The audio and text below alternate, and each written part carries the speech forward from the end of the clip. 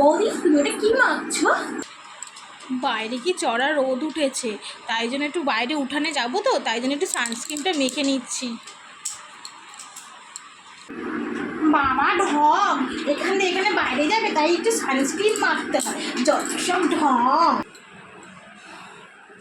গরম পড়ছে তো কী হয়েছে, দেখো আমি কত সুন্দর সেরে গুজে আমি রাস্তায় ঘুরতে যাচ্ছি।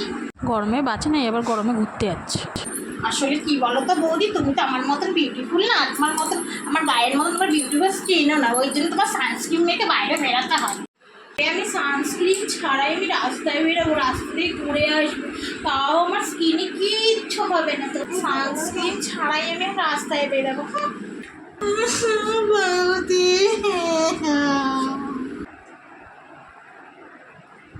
কি হচ্ছে শুনি?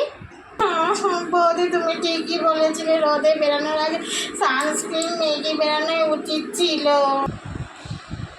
বৌদি এখন রাস্তায় বেরোলে সবাই আমার দিকে তাকিয়ে থাকবে, রাস্তায় বেরোতে পারবো না বৌদি।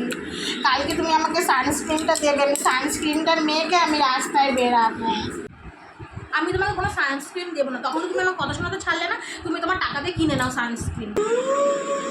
তুমি সবার নামে নিন্দা করো না। স্কিনটা কেমন হয়ে গেছে তাই জন্য যে যা পাচ্ছে তাই বলছে, তো ঠিক আছে আমিও ছুসছুরি, আমিও দেখে নেবো।